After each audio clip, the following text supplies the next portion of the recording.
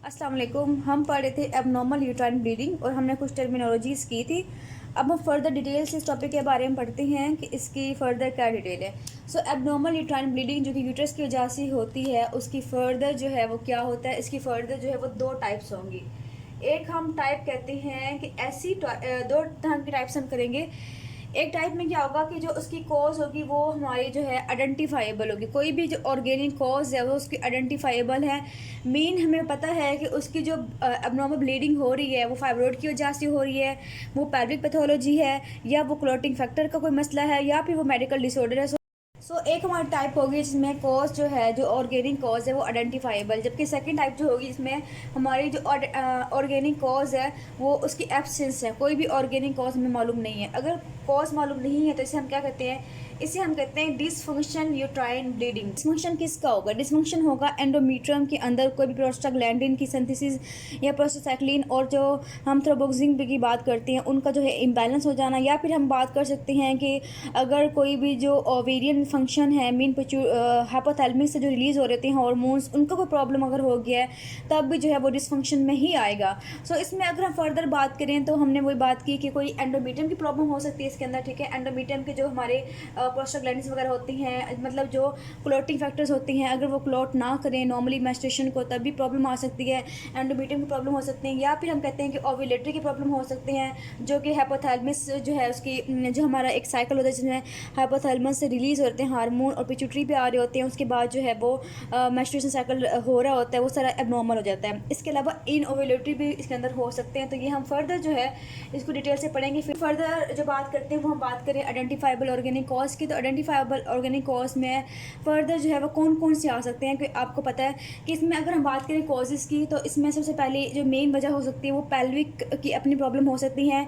Main pelvic cavity के अंदर जो है क्या क्या प्रॉब्लम आ सकती हैं।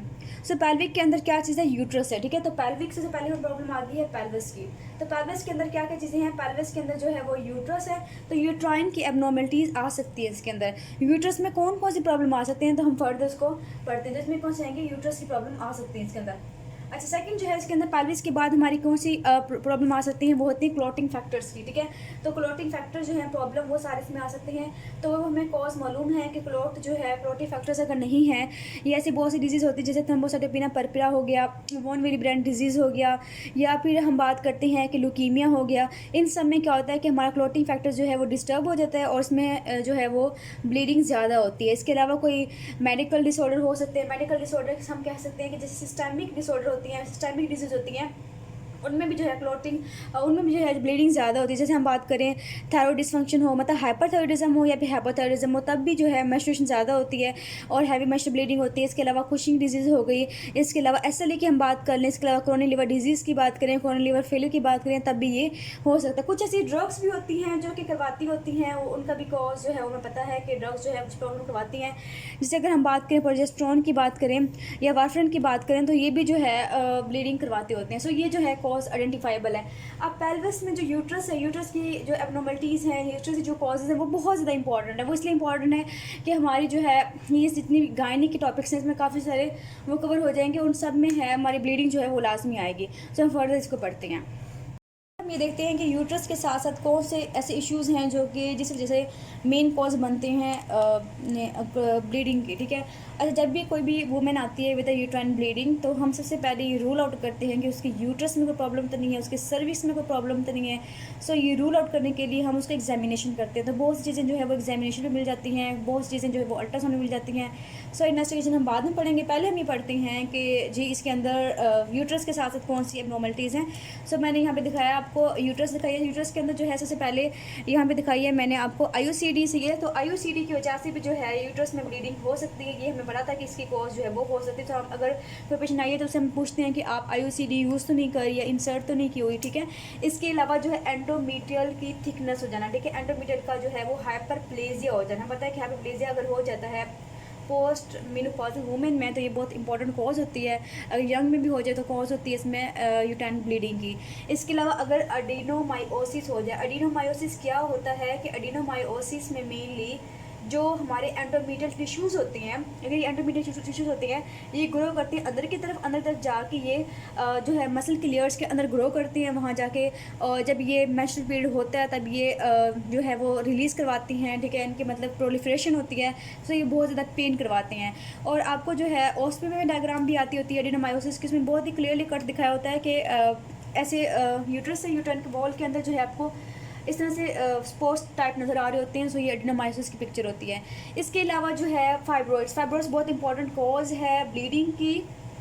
और ये किस में होते हैं फाइब्रोस? मेनली यंग वुमेन्स में। फाइब्रोस वाले जो पेशेंट आती हैं वो मेनली आते हैं इनफर्टिलिटी के साथ, और वो या फिर वो आते हैं एबॉर्शन के साथ, क्योंकि ऐसी जो पेशेंट आती है जिनके अंदर फाइब्रोस होती हैं उनकी प्रेगनेंसी जो है वो कंसीव नहीं कर पाती, वो जो है वो अटैच नहीं हो पाती फीटस यहाँ पे। सो इसलिए वो एबॉर्शन के साथ आएंगे या फिर इनफर्टिलिटी के साथ आएंगे और कहेंगे कि मुझे बहुत ज़्यादा ब्लीडिंग होती है, और इनमें मेनली इरेगुलर ब्लीडिंग हो रही होती है। इसके अलावा जो है कोई सार्कोमा इसके अंदर हो सकता है, ठीक है, कोई मतलब सार्कोमा हो गया मसल का। इसके अलावा अगर हम बात करें सर्वाइकल कैंसर जो है वो भी हो सकता है। सर्वाइकल कैंसर में भी क्या होता है कि ब्लीडिंग जो है वो होती है, और इसके अलावा सर्वाइकल जो है पॉलिप भी हो सकता है इनके अंदर। इसके अलावा मैंने बताया ये फीटस बताया था, इसमें जो फीटस की है वो एबॉर्शन हो जाना। सो आपको पता है कि जब पेशेंट की जब आती है, ठीक है, वाइबिलिटी से पहले जब उसका एबॉर्शन हो जाता है फीटस का, तो वो ये इसी के साथ आती है कि उसको ब्लीडिंग हो रही होती है, उसको क्लोज आ रहे होते हैं, ब्लीडिंग हो रही होती है, मेनली इसको जो है वो एबॉर्शन हो जाता है। इसके अलावा जो है कोई पॉलिप हो सकता है, यूट्रस का पॉलिप हो सकता है। इसके अलावा यूट्रस के जो है वो कैंसर हो सकता है। अब कैंसर कब इंपॉर्टेंट है? Endometrial cancer is very very important in post menopausal women. अगर कोई ऐसी बंदी आती है आपके पास पोस्ट मेनोपॉजल, वो कहती है कि मुझे जो है ऑलमोस्ट जो है ना पोस्ट मेनोपॉज हम कब लेबल करते हैं? जब उसको 1 साल से जो है वो पीरियड्स ना आए हों। जब 1 साल से उसे पीरियड्स नहीं आते, वो कहती है कि मुझे दोबारा जो है ब्लीडिंग होना स्टार्ट हो गई है, तो आपने लाजमी उसमें ट्रांसजनल अल्ट्रासाउंड करके ये आपने कंफर्म करना होता है कि उसको आया, कि उसकी बायोप्सी करवानी होती है ये कंफर्म करने के लिए कि उसको एंडोमेट्रियल कैंसर तो नहीं है।